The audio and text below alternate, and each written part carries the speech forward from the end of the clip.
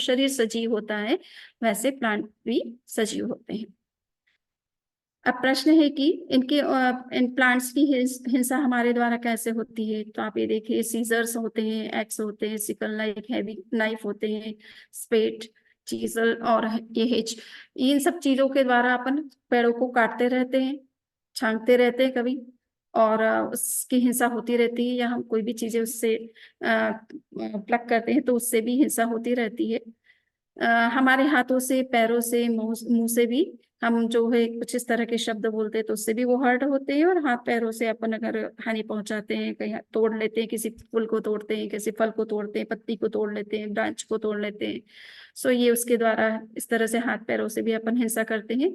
Homogeneous जो weapons हैं वो, जैसे कि हम वुड सच एज स्टिक, लकड़ी जो होती है, ये लकड़ी से ही हम जो है शस्त्र वगैरह भी बनाते हैं, कुछ चीजें लकड़ी ये चीजों का निर्माण करते हैं। तो ये एक प्रकार से होमोजीनियस शस्त्र भी लकड़ी का हो सकता है, और जो वृक्ष है वो तो अपने आप में वुडन है ही। सो ये एक तरह से स्वकाय शस्त्र कहलाता है। परकाय शस्त्र में हम जो है कोई तरह का मटेरियल यूज करते हैं वनस्पति को हानि पहुंचाने के लिए, या वनस्पति पेड़ों को काटने के लिए, लकड़ी का कोई फर्नीचर बनाने के लिए। तो उस तरह के शस्त्र जैसे स्टोन है, फायर है, अदर मटेरियल से अपन यूज करते हैं उनको तोड़ने के लिए। इसी तरह से मिक्स्ड वेपन्स होता है, वो वुड और स्टील से बना हुआ अगर है तो उससे हम कोई पेड़ को काट रहे हैं सपोज, तो मिक्स्ड वेपन्स हम यूज कर रहे हैं। और साइकिक वेपन्स यानी हमारा अपना असंयम, यानी जब तक हम कोई त्याग नहीं करते, वनस्पति कितनी ग्रहण करेंगे, फल फूल कितना ग्रहण करेंगे, कितनी मात्रा में करेंगे, अगर हम ये भी कोई सीमा निश्चित नहीं करते हैं तो हमारे जितनी भी वनस्पति उत्पन्न हो रही है उसकी हिंसा का दोष हमें लगता है, क्योंकि हम कभी भी उसका यूज कर सकते हैं। तो हम ओपन जब तक है, हमने कोई त्याग नहीं किया, कोई नियम नहीं लिया है, तो चाहे हम उसे पेड़ को काटें या ना काटें, उसमें कोई फल खाएं या ना खाएं, किसी वनस्पति का उपयोग करें या ना करें, किंतु हमारा असंयम स्वयं अपने आप में हिंसा है और हिंसा का कारण है। उन वनस्पति के जीवों को हमारी तरफ से अभयदान प्राप्त नहीं हो रहा है, उनको निरंतर हमारे से भय बना रहता है जब तक हम उन चीजों का त्याग नहीं करते। तो भय उत्पन्न करना भी एक प्रकार की हिंसा है। हवा के बारे में कहा जाता है कि हवा जो है उसमें भी जीवन है। अब इस हवा में जीवन देखना बहुत मुश्किल है, क्योंकि हवा खुद इटसेल्फ दिखाई नहीं देती है। दिखाई भले न दे, किंतु टच तो करती है, हमें स्पर्श करती है, तो हमें पता चलता है ठंडी हवा चल रही है या गर्म हवा चल रही है, या स्टॉर्म चल रहा है, साइक्लोन हो रहा है। सो ये हम इस रूप में हवा के अस्तित्व को देखते जरूर है, किंतु हमें ये नहीं मालूम है कि हवा में भी जीवन होता है। तो यहाँ पर एक ही लॉजिक दिया गया कि air is living since it can flow in any direction without support of any external force like the mobile beings. Okay, so ये कह रहे हैं कि कोई भी जिस तरह से मनुष्य या त्रस्काय के जीव जैसे अपनी इच्छा से इधर उधर घूम सकते हैं, उनको किसी की सपोर्ट की जरूरत नहीं है, वो किसी पर डिपेंडेंट नहीं है चलने के लिए, मूव करने के लिए। उसी तरह से एयर भी फ्री होती है, स्वतंत्र होती है, इंडिपेंडेंट होती है, वो अपनी इच्छा से चाहे जिस डायरेक्शन में बहती है। तो इसलिए इससे प्रमाणित होता है कि जैसे त्रस्काय जीव अपनी इच्छा से चलते फिरते हैं, ऐसे ही वायुकाय के जीव अपनी इच्छा से चलते फिरते हैं। वो किसी फोर्स से या किसी के सपोर्ट से नहीं चलते हैं, या किसी की प्रेरणा से नहीं चलते हैं। तो इसलिए इससे ये प्रूव हो रहा है कि स्वचालित यानी स्व प्रेरित जो इच्छाएं हैं, या स्वयं की प्रेरणा से जो उनमें गति हो रही है, ये इस गति इस बात को प्रमाणित करती है कि हवा में भी जीवन है। अब आप कमेंट्री, निरुक्ति जिसे कहा जाता है, 10 7 8 टाइप की कमेंट्रीज होती है जो आगमों पर लिखी गई है। तो सबसे पहले फर्स्ट कैटेगरी जो है वो निरुक्ति कहलाती है। और इस निरुक्ति में भी आप देखेंगे कि कई तरह के वेपन्स की चर्चा की गई कि किस तरह के वेपन्स जब हम यूज करते हैं तो वायुकाय के जीवों की हिंसा होती है। तो ये हम जानते हैं कि पंखा का उपयोग करना है, पाम फेन जो है अपन कभी कभी हाथों से, कपड़े से, या कोई इस तरह का फेन लेकर के हम हवा करते हैं। विनोइंग बास्केट, या कोई इस तरह की चीजें जिससे हम जो है अनाज साफ करते हैं, जैसे सुपड़ा जैसे बोलते हैं या सूप बोलते हैं। तो अनाज फटकने का, साफ करने का जो चीज है, तो उससे भी हवा उत्पन्न होती है। और वातावरण में जो सचित्र हवा होती है उसको हानि पहुंचती है। इसी तरह से पत्ते हैं, पत्ते हिलते हैं तो उससे भी हवा होती है। कॉर्नर ऑफ ए गारमेंट, अगर कपड़ा है, कपड़ा जो इसीलिए कुछ एक परंपरा जैसे ज्ञानगच्छ की परंपरा के साधु साथ भी जो है वो तार पर कपड़ा नहीं भी सुखाते, क्योंकि तार पर सुखाएंगे तो हवा के चलने से कपड़ा हिलेगा और उसके हिलने से वायुकाय के जीवों की हिंसा की संभावना बनती है। तो इसलिए कपड़ों को ऊपर की तरफ नहीं सिखाया जाता, वो जमीन पर सिखाते हैं। तो इस उनकी अपनी एक कठोर कठोर साधना कहना चाहिए इस मामले में। सो ये हिंसा के कारण बनते हैं। इसी तरह से stationing oneself, it means standing against the air current when one is perspirating. तो पर्स्पिरिंग, कभी कभी हम गर्मी से आते हैं और हमारे शरीर से पसीना बह रहा है, शरीर बहुत हीटेड है और हम हवा के उस मार्ग की तरफ बढ़ते हैं जहाँ से हवा आ रही है, तो हवा हमारे गर्म शरीर से और पर्स्पिरेशन से जब टकराती है तो उसकी हिंसा होती है। तो उसके अगेंस्ट में खड़ा होना भी एक तरह से हिंसा का कारण माना गया है। Fragrance of standard would and the fragrant of the plant and और पोइन मुरिकेटस, ये भी सब जो है जो हम सुगंधित चीजें हैं, तो इसलिए देखिए सेंट के प्रयोग करना वो भी एक तरह से वायुकाय की जीवा का हिंसा का कारण बनता है। जो भी आप इस तरह की चीजें, चाहे वो चंदन का कोई सुगंध सेंट यूज करता है या किसी तरह के सेंट का यूज करता है, कभी कभी बहुत हाई से जो है सेंट का प्रयोग करते हैं कुछ लोग, ज्यादा ही सेंट लगाते हैं, तो वो सब वायु के साथ अगर मिक्स होती है तो वो भी हिंसा का कारण बनती है। अग्नि जो है इट्स फ्लेम एंड हीट, तो अग्नि से तो निश्चित रूप से वायु, जब अगर अग्नि जलाते हैं तो अग्नि के द्वारा आसपास की जो वायु है उस वायु के जीवों की भी हिंसा की संभावना होती है। और कहा जाता है कि अग्नि को जलाने पर छह दिशाओं के जीवों की हिंसा होती है, क्योंकि अग्नि छह दिशाओं में जो है ताप फैलाती है, तो उससे हिंसा की संभावना ज्यादा रहती है। होमोजीनियस वेपन्स, द ऑपोजिट्स, हम ऐसे कोई चीज यूज करें, ठंडी हवा और गर्म हवा आपस में अगर मिल जाती है तो ये आपस में एक दूसरे के किलर बन जाती है। तो ये आप बताया कि किस तरह से होमोजीनियस, हेट्रोजीनियस और ये सब चीजें इसी के अंदर कवर हो जाती है।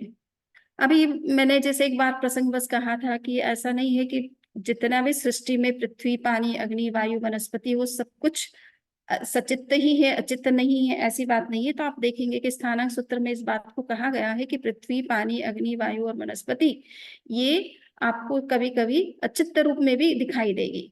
तो ये अचित्त रूप में उन्होंने यहाँ पर वायु के 5 एग्जाम्पल दिए हैं कि अचित्त वायु किस तरह से होती है। यानी हम जब चलते हैं तो पैरों को हम जब जोर से रखते हैं तो उससे भी वायु उत्पन्न होती है और वो वायु अपने आप में अचित्त होती है। इसी तरह से जब कभी कोई चीज हम धोखनी होती है, सपोज लोहार जब लोहे को गर्म करता है तो धोखनी चलाता है, उससे जो हवा उत्पन्न होती है वो भी अचित्त होती है। चाहे बैलून में हम हवा भरते हैं तो वो अचित्त होती है।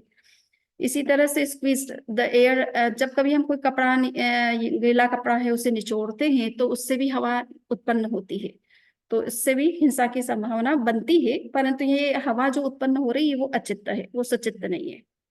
बॉडीली एयर, हम कभी कभी हिचकी आ जाती है शरीर से, हमारे श्वास निकलता है, तो ये श्वास जोर से अगर निकलता है, इसीलिए प्राणायाम, प्राणायाम की प्रेरणा जैन धर्म में इतनी नहीं दी गई। क्यों नहीं दी गई? कि इसमें श्वास का फोर्स से बाहर आती है, और जब ये फोर्स से बाहर आती है तो बाहर की हवा को किल करती है। इसलिए प्राणायाम में सावधानी रखनी होती है, कपड़ा रख करके अपने सामने तब उस प्रयोग को करे तो अच्छा रहता है। तो ये सब चीजों की जो चीजें इसमें कहीं ना कहीं किसी तरह की हिंसा इन्वॉल्व हो रही है, उन चीजों की प्रेरणा इस धर्म में आपको देखने को नहीं मिलेगी, क्योंकि स्वास्थ्य इसका मूल लक्ष्य नहीं है। आत्मा को कर्मों से बचाना ये मूल जैन धर्म का लक्ष्य है। और coagulation, flow of air caused by फेनिंग, पंखा वगैरह हम जो चलाते हैं इससे उठने वाली जो हवा होती है वो भी अचित्त होती है, किंतु वो जो हवा है वो वातावरण की हवा जो सचित्त होती है उससे टकराती है तो उसको हानि पहुंचाती है। इसलिए फेन वगैरह का उपयोग नहीं किया जाता है, स्पेशली साधु साध्वी के केस में। अब हम ये देखेंगे निश्चित भाष्य जो है एक प्रकार का, निश्चित एक प्रकार का आगम है, उसका कमेंट्री है और चूर्णी है, उसमें भी चर्चा की गई है कि किस तरह से और भी कुछ वेपन्स हैं जिसके द्वारा वायुकाय की हिंसा होती है। और उसमें यही कहा है कि कई तरह की वायु होती है और वो भी अगर आपस में मिलती है तो वो एक दूसरे को किल करती है। एक बृहद कल्प भाष्य करके भी एक ग्रंथ है, और उसमें चर्चा की गई है कि कभी कभी किसी पर्टिकुलर प्लेस की हवा जो है अचित्त होती है, या पर्टिकुलर टाइम के अंदर जो हवा चल रही है वो अचित्त होती है। तो ये सचित्त और अचित्त का कंसेप्ट बहुत डीपली डिस्कस किया गया है, और उसके लिए पूरा अध्ययन करने की आवश्यकता होती है। पर कहने का इतना सा मतलब है, सार इतना ही है कि कुछ हवाएं जो होती है वो अचित्त भी होती है, जो आर्टिफिशियल होती है, स्पेशली हमारे द्वारा जनरेट होती है, हमारे द्वारा क्रिएटेड होती है। तो वो प्राय करके अचित्त ही होती है, वो सचित्त नहीं होती। किंतु जो नेचुरल एनवायरनमेंट के अंदर जो हवा होती है उसमें लाइफ होता है। मोबाइल लिविंग बींग्स के बारे में है कि मोबाइल लिविंग बींग्स त्रस्त जीव कौन कौन से होते हैं। तो 3 तरह के त्रस्त जीव होते हैं: समूर्छिम, गर्भज और औपपातिक। समूर्छिम का मतलब है कि जो माता पिता के संयोग से उत्पन्न नहीं होते होते हैं, अपने आप ही जनरेट होते हैं। जहाँ कहीं उनको अनुकूल वातावरण मिलता है, कंड्यूसिव एनवायरनमेंट मिलता है, वहीं वो पैदा हो जाते हैं और वहाँ के पुद्गलों को ग्रहण करके अपने शरीर का निर्माण कर लेते हैं। गर्भज होते हैं वो माता पिता के संयोग से होते हैं, और औपपातिक वो होते हैं जो कि पर्टिकुलर प्लेस में उत्पन्न होते हैं, जैसे देवता, जैसे नरक के प्राणी। वो पर्टिकुलर एक प्लेस होता है देवताओं के लिए, एक पलंग टाइप का एक होता है जहां वो उत्पन्न होते हैं। और नरक के प्राणी कुंभी यानी घड़े जैसी आकृति के होती है, उसमें उनकी उत्पत्ति होती है। तो उनके लिए एक स्थान सुनिश्चित है जहां उनकी उत्पत्ति होती रहती है। अब ये बताया गया है कि जो जीव, ये त्रस्त जीव हैं, ये तीनों तरह के जीव हैं, ये 8 प्रकार के होते हैं, अलग अलग सोर्सेस से जो इनकी उत्पत्ति मानी गई है। तो जैसे अंडे से जो जीव पैदा होते हैं वो कहने के लिए तो गर्भज है, ठीक है ना, किंतु वो अंडों से पैदा हो रहे हैं। मनुष्य अंडों से पैदा नहीं होते। सो वो अलग बात है कि वो एक बनता है बॉडी के अंदर, वो एक अलग बात है, परंतु उसकी जो गर्भस्थ जो प्रक्रिया है वो डिफरेंट तरीके की है। सो ये जो पशु स्पेशली जो पक्षी हैं जो अंडों से पैदा होने वाले हैं, या कोई पशु भी है जो अंडों से पैदा होने वाले हैं, उनको अंडज माना गया है। जो फर्टिलाइजेशन से पैदा होते हैं, जैसे कि मनुष्य हैं और पशु हैं, तो वो जो है गर्भज अंडज पोतज माने गए हैं।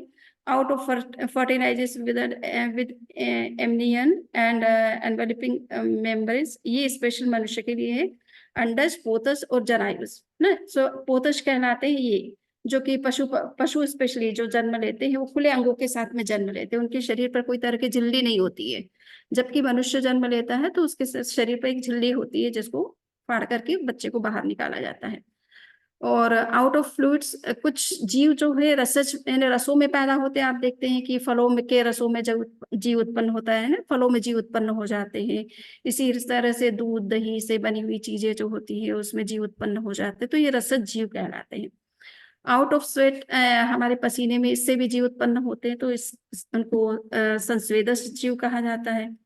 और बाई कोगुलेशन, ये सब समुच्चय की कैटेगरी में आते हैं। और समुच्चय तो है ही है, परंतु जो श्वेत में पैदा हो रहे हैं उनको संस्वेदज कैटेगरी में रखा गया है, बट वो है समुच्चय भी।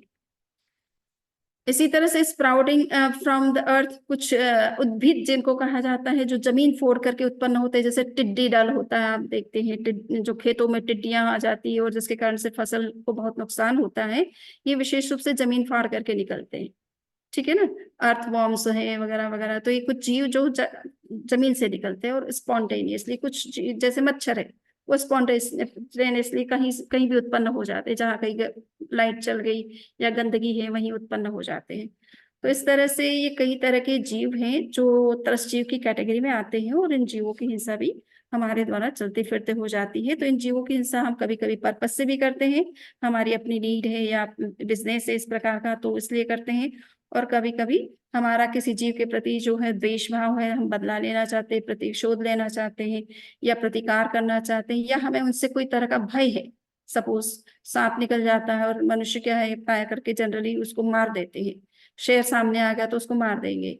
कोई इसी तरह से आतंकवादी सामने आ गया तो उसको मारने की सोचेंगे। तो इसलिए कि उनसे भय है कि हम इनके रहते हुए हमारा जीवन खतरे में पड़ता है। तो भय के कारण से, प्रतिकार के कारण से, प्रतिशोध के कारण से, या फिर आवश्यकता के कारण से इन जीवों की हिंसा मनुष्य करता रहता है। अब आचरण सूत्र में इस बात को कहा गया कि आप अहिंसा पर इतना विचार क्यों किया गया है। तो कहा कि भाई अहिंसा सबसे ज्यादा हार्मफुल है मनुष्य के लिए, है ना, हर प्राणी के लिए। तो ये कहा एस खलु गंथे, एस खलु मोहे, एस खलु मारे, एस खलु नरे। ये हिंसा ही मनुष्य को नरक में ले जाती है। ये हिंसा ही उसको एक तरह से मृत्यु का उसका कारण बनती है। उसके अबोधि का कारण भी यही बनती है।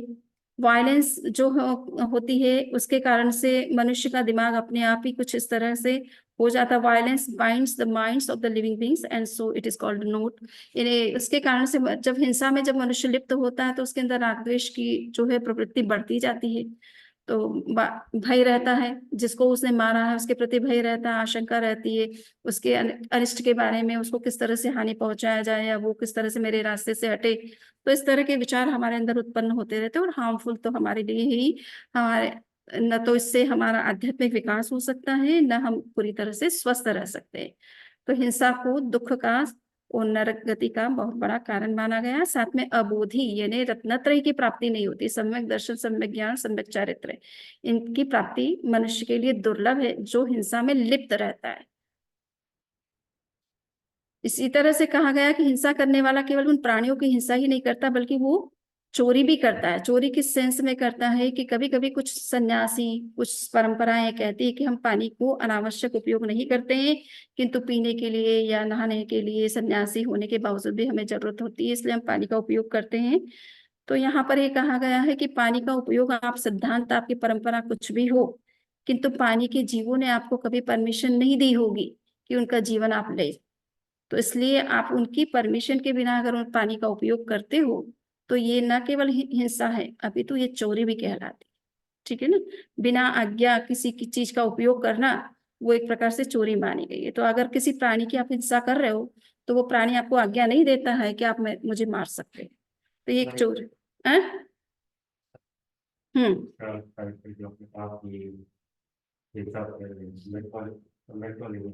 हम्म।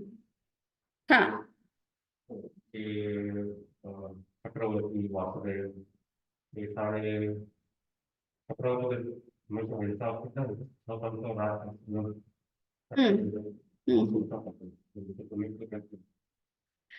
अब ऐसा है ना कि चक्रवर्ती की तो कुछ कारण से विवशता है कि उनको चक्रवर्ती बनना जरूरी है और इसलिए उनको कुछ करना पड़ता है। परंतु अपन भरत चक्रवर्ती के केस में भी जानते हैं और ऐसे 10 चक्रवर्ती मोक्ष भी जा चुके हैं। तो वो क्योंकि वो जस्ट उनकी विवशता है कि एज ए चक्रवर्ती उनको वो काम करना जरूरी हो गया कि पूरे टेरिटरी, पूरे मतलब वर्ल्ड जितना भी है उस उनके समय का, उस पर उनको विजय करना है, उनको उनके अधिकार में होना चाहिए, तभी चक्र जो है उनके आयुधशाला में प्रवेश करेगा। इसलिए उनको ये सब कुछ करना पड़ता है, किंतु भीतर से नहीं चाहते हैं कि वो ऐसा कुछ करे।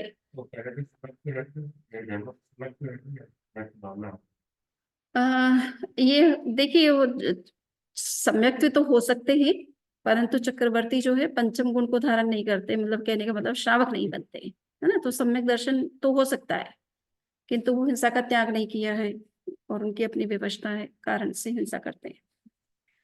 अभी कहा गया कि the person who is a coveter of sensual objects is involve in worldly whirlpool. जो व्यक्ति जो है विषयों में, काम भोगों में लिप्त रहता है, यानी सांसारिक जीवन के प्रति जिसका अट्रैक्शन रहता है, वो इन विषयों की प्राप्ति के लिए अनेक प्रकार से हिंसा करता है और इस संसार में परिभ्रमण करता रहता है। तो ये कारण बनता है कि विषयों के प्रति जो हमारी आसक्ति है या फिर प्रमाद, अजागरूकता, असावधानी या इन जीवों के अस्तित्व का सम्यक ज्ञान न होना, ये सब कारण बनते हैं, इन जीवों की हिंसा का कारण बनते हैं और यही हमारे जन्म और मृत्यु के चक्र का कारण भी बनते हैं। तो अब आवश्यकता क्या है कि हम अहिंसा को कितना अपनाएं जिससे कि हमारे अंदर ये सम्यक दर्शन, सम्यक ज्ञान, सम्यक चारित्र का उचित विकास भी हो, एनलाइटनमेंट की प्राप्ति भी हो और जीवन आध्यात्मिक दृष्टि से उन्नत बने और सभी प्रकार के दुख और समस्याओं से हम मुक्त बने। तो इसमें ये शिक्षा दी गई है विशेष रूप से कि हम सम्यक इन तत्वों को समझें, इनके जीवों के स्वरूप को समझें और समझ करके इनकी हिंसा का जितना संभव हो सकता है त्याग करने की कोशिश करें। और इसके लिए ये भी जानना जरूरी है कि इन जीवों का अस्तित्व हमें अपने से भिन्न नहीं मानना चाहिए। जिस तरह से हमें सुख प्रिय है वैसे इन जीवों को भी प्रिय है। जैसे हम जीना चाहते हैं वैसे ये जीव भी जीना चाहते हैं। जिस तरह से हम अभय रहना चाहते हैं, सिक्योर्ड रहना चाहते हैं, उसी तरह से ये जीव भी रहना चाहते हैं। जिस तरह से हमें पेन और प्लेजर होता है उसी तरह से इन जीवों को भी होता है। तो जब हम अपनी तरह इन जीवों को देखना शुरू करेंगे तो निश्चित रूप से इनके प्रति हमारे मन में भी उसी तरह से संवेदना, करुणा होगी और हम उसी तरह से उनका भी ध्यान रखेंगे जिस तरह से हम अपने अस्तित्व का ध्यान रखते हैं। तो इसके साथ ये बात समाप्त होती है कि किस तरह से हम अपने आप को कितना अहिंसक बना सकते हैं और इन विषयों के प्रति हमारा जो अट्रैक्शन है वो कितना कम हो सकता है, जिसके कारण से हम अनेक तरह की हिंसा करते हैं। और वो हिंसा केवल उन जीवों की ही नहीं करते बल्कि उनसे जुड़े हुए अनेक जीवों जो उनके ऊपर आश्रित है उनकी भी हम हिंसा करते हैं। तो उनसे भी हम बच सकते हैं अगर हम इन जीवों के प्रति संवेदनशील बनते हैं, हमारा व्यवहार इनके प्रति संयमपूर्ण बनता है। और हम इसलिए ये प्रयास करें कि हिंसा के स्वरूप को सम्यक प्रकार से समझें और उसे छोड़ने का पूरा प्रयास करें। And only the person who finds violence as fearful and harmful can resist from it. ये भी समझना जरूरी है कि जब तक हम इस हिंसा में अपने आप को ये नहीं देखेंगे कि ये हिंसा न केवल दूसरे जीवों को भय उत्पन्न करती बल्कि मेरे लिए भी भय उत्पन्न करती है, मुझे भी निरंतर भय और आशंका बनी रहती है और ये मेरे लिए हानिकारक है, जब तक अहित को नहीं देखेंगे, जब तक आतंकों को नहीं देखेंगे, तब तक हम उससे बचने का भी प्रयास नहीं करेंगे। इस अंत में भगवान महावीर ने इस चैप्टर में यही बात कही है कि सब तरह के जो 6 तरह के जीवों का जो विवेचन किया गया है, इन जीवों के विवेचन को जिसने अच्छी तरह से समझ लिया है वो इन जीवों की न तो स्वयं हिंसा करता है, न दूसरों को हिंसा करने के लिए कहता है, और यदि कोई करता है तो उसे अप्रूव नहीं करता, उसका समर्थन नहीं करता, उसको अप्रिशिएट नहीं करता है। तो इसी के साथ में ये चैप्टर संपन्न होता है और अब किसी को कोई प्रश्न है तो वो कर सकते हैं।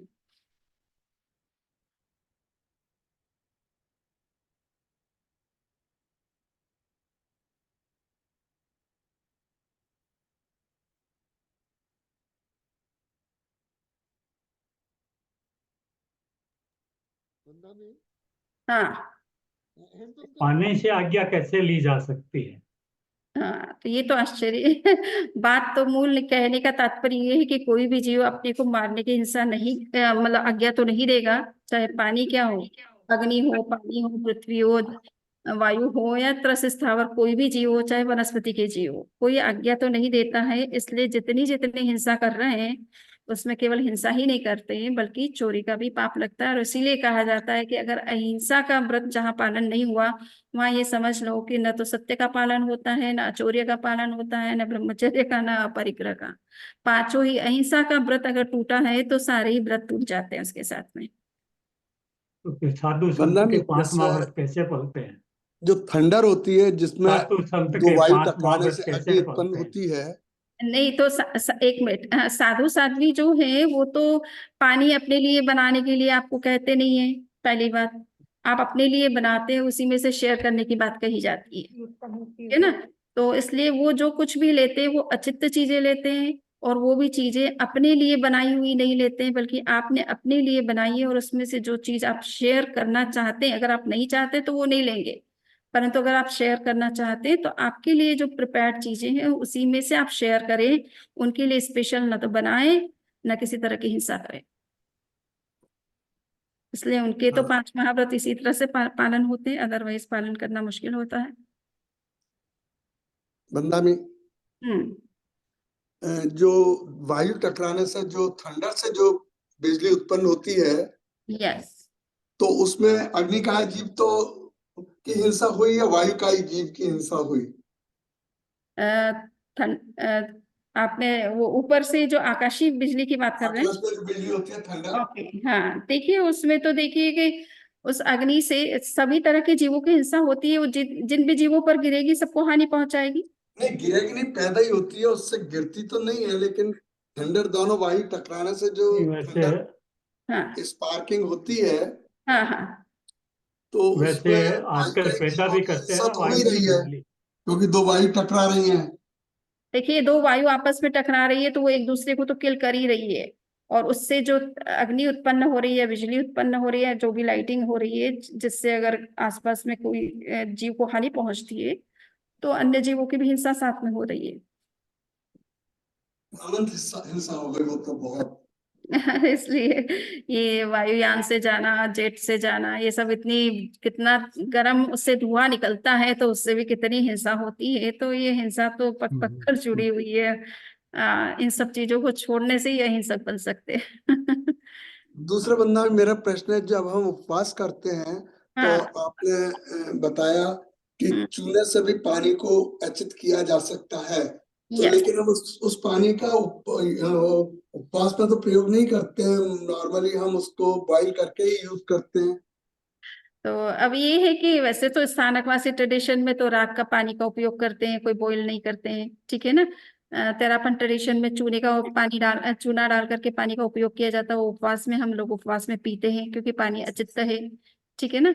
अब मूर्ति पूजक परंपरा का ही प्रभाव कहना चाहिए कि वहां पर चूंकि बॉइल्ड करके पानी को अचित्त किया जाता है, इसलिए वो परंपरा के कारण से लोगों के मन में ज्यादा वो, चूंकि यहाँ ज्यादा संख्या उसी परंपरा के लोगों की है, तो इसलिए उसका प्रभाव कहना चाहिए कि आप बॉइल्ड पानी को ही अचित्त समझते हैं। हाँ, अदरवाइज तो वरना में हम अगर पानी को चूने से अगर अचित हो सकता है, हाँ तो हम इसमें कम हिंसा होती है, क्योंकि हम उसमें तो अग्नि की भी हिंसा कर रहे हैं और पानी की भी हिंसा कर रहे हैं। बिल्कुल सही बात है। तो इसीलिए चूने का कहा जाता है, एक मटके में एक काबुली चना जितना चूना डालने से मटके का पानी अचित्त हो जाता है 10 मिनट में। 10 मिनट वेट करना। ठीक है। हमने की एक सवाल है कि जब कोई भी जीव हाँ पानी में गिर के डूब जाता है, मर जाता है, अग्नि से जल के मर जाता है, हाँ या कोई हवा बहुत आई और उसमें मर जाता है, तो वो एक दूसरे का वो कर्म है, एक दूसरे के साथ ऐसे ही किया है उसने, जो साधना की है अग्नि वायु, या इससे उसी उसी हिसाब से वो इसमें मर जाता है। ये भी कारण बन सकता है, परंतु अब किसी के कर्म का हम बताना मुश्किल है कि उसके कारण क्या कारण बना, परंतु उसकी मृत्यु का योग पानी से अगर के योग से होना है, या किसी के अग्नि के योग से होना है, या किसी एक्सीडेंट में होना है, तो ये पहले से सुनिश्चित है, वो कोई कारण अतीत में उसका वैसा ही बना हुआ, और जिसके कारण से उस तत्व के योग से उसकी होती है, या उसकी वंदना में हाँ हाँ, बोलिए गणपत जी। ये जो कुएं का पानी अचित कैसे होता है, मतलब कुएं का भी हैंडपंप का? आवाज आपकी स्पष्ट नहीं सुनाई दे रही। कुएं का पानी अचित कैसे होता है? हाँ, कुएं का पानी अंदर, जैसा मैंने कहा ना, बाल्टी से बाहर निकालने से वो अचित्त हो जाता है, क्योंकि कुएं का पानी कुएं के अंदर रह करके ही सचित्त रहता है, बाहर निकलने पर अचित्त हो जाता है, क्योंकि वो इसका लाइफ सपोर्टिव सिस्टम खत्म हो गया। तो उससे जो जमीन से जुड़ करके जो जीवन मिल रहा था, वो जीवन अब उसको मिलना बंद हो गया, है ना, तो इसलिए पानी अचित्त हो जाता हैंडपंप का पानी भी वैसे ही हैंडपंप का? है। हेडपंप का पानी का तो अब मुझे नहीं कहना संभव है मेरे लिए अभी, पूछना पड़ेगा। पर जो शास्त्र में कुएं के पानी को लेकर के चर्चा मिलती है, उस संदर्भ में मैंने आपसे बताया, एक बार ऐसी चर्चा हुई भी थी, बट फिर अंत में ये देखा गया कि नहीं, सारे पानी को अपनी सचित्त मान करके ही चलो, और चूने का प्रयोग के बिना उसका उपयोग ना करो, ऐसा करके। निर्वाण प्रज्ञाति के सुख साता वंदना में हैं? निर्वाण प्रज्ञाति के सुख साता है। अच्छा ठीक है। और और यही सब। हाँ, आपका उष्मा जी क्या प्रश्न था? तो बता रही तो ये पानी गर्म करने से वो बचत हो जाता है, वो पी सकते हैं पानी। हाँ तो फिर नेचुरल जो हॉट स्प्रिंग्स से निकलता है वो सचित पानी है। हाँ, तो कॉन्ट्रडिक्शन नहीं वो हमारे वो तो एकदम हीटेड वाटर ही निकलता है, तो वो सचित कैसे हुआ? मैंने कहा ना कि वो उष्ण योनिक जीव है, यानी पानी भी कभी कभी गर्म होता है, बॉडी उसकी गर्म प्रकृति की होती है, तो वो फिर गर्म बॉडी वाला ही पानी है, पर वो है जीव वाला, है ना। अगर उसको अलग कर दिया जाए और वो ठंडा हो जाए, तो उसको अचित्त माना जा सकता है, ठीक है। भगवती सूत्र में भी इस तरह की बात आई है, आचार्य सूत्र में भी आई, परंतु भगवती सूत्र में ये नहीं बताया गया है कि ठंडा होने पर वो सचित्त नहीं रहता, चित्त हो जाता है, ऐसा नहीं है। पर एक मान्यता के अनुसार ये है कि अगर वो बाई नेचर गर्म पानी उत्पन्न हो रहा है, तो वो इसका मतलब है कि उसके जो जल के जो जीव है वो उष्ण योनिक है, उनको गर्म वातावरण चाहिए, उनकी बॉडी इसलिए गर्म रहती है। तो अगर वो ठंडा हो गया, इसका मतलब है कि वो जीव समाप्त हो गए उसमें।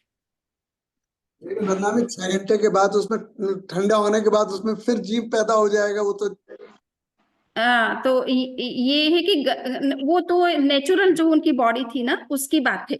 पानी का जीवन बहुत शॉर्ट टाइम के लिए होता है, लंबा तो होता नहीं है, तो वो ठंडा हो गया, उसका निकल गया, उसका लाइफ निकल गया उसमें। अब वो आप अग्नि से अगर गर्म कर देते, तो वो अग्नि तो मारक है उसके लिए, वो नेचुरल नहीं है उसके लिए, वो शस्त्र है। तो स्नो गिरता है मतलब तो स्नो, हाँ स्नो गिरता है, इसलिए उसको भी सचित्त माना जाता है, वो ठंडा अग्नि पे गिरे तो अग्नि बंद हो बुझ जाए, तो वो उसके लिए भी मारक है। चलिए, और ठीक है, मंगल पाठ और कुछ? वंदा में एक हाँ वंदा में जो झरने का पानी निकलता पहाड़ों से, वो हाँ, वो सचित्त ही है, वो सचित्त ही है। उस पानी को या तो अचित्त करके अपन पीते हैं, और अब ये है कि कुएं के पानी के संदर्भ में तो बात आती है, परंतु अन्य पानी के संदर्भ में अभी शास्त्रीय दृष्टि से हमें कंफर्म करके फिर कहना अच्छा रहेगा, नहीं तो कहीं सचित्त और आप हमारे कहने से उपयोग कर लो। तो देखिए, सावधानी के लिए अपने को चूने का प्रयोग करने में कोई दिक्कत नहीं है। अब कौन सा पानी सचित्त है कौन सा अचित्त है कहना बहुत मुश्किल हो जाता है कभी कभी कुछ केसेस में। हाँ, अपने पास ज्ञान नहीं है तो, परंतु कुएं का जो संदर्भ आता है टीकाओं में, उससे मैंने बताया कि कुएं का पानी जो अचित्त माना जाता है, और इसीलिए दिगंबर साधु साध्वी कुएं का पानी ही लेते हैं और जगह का पानी नहीं उपयोग करते। लेकिन मंदानी वो निकालते टाइम बाल्टी से अचित हाँ होता है, तो निकालते टाइम तो हिंसा होती है। वो तो होती है, एक बार के लिए तो हिंसा होती है। आप चाहे कुएं से निकाल रहे हो, चाहे गर्म कर रहे हो, चाहे चूना मिक्स कर रहे हो, एक बार जो जीव है वो तो मरेंगी, किंतु नई उत्पत्ति बंद हो जाती है जब तक वो अचित्त है। तो वो निरंतर जो जीवों की उत्पत्ति होती है और असंख्य के नंबर में लगभग होती है, तो उन हिंसाओं से आप बच जाते हैं। तो वंदा में कितनी देर तक अचित रहता है एक बार पानी गर्म किया हुआ? जैसा कहा कि 6 घंटे तक रहता है, 6 घंटे के बाद ठंडा होने के बाद फिर वो सचित्त हो जाता है। और एक जैसे फल है, अपन माइक्रोवेव को करते हैं उसको 10 सेकंड या 15 सेकंड, तो वो कितनी देर तक अचित रहता है? अचित रहता है।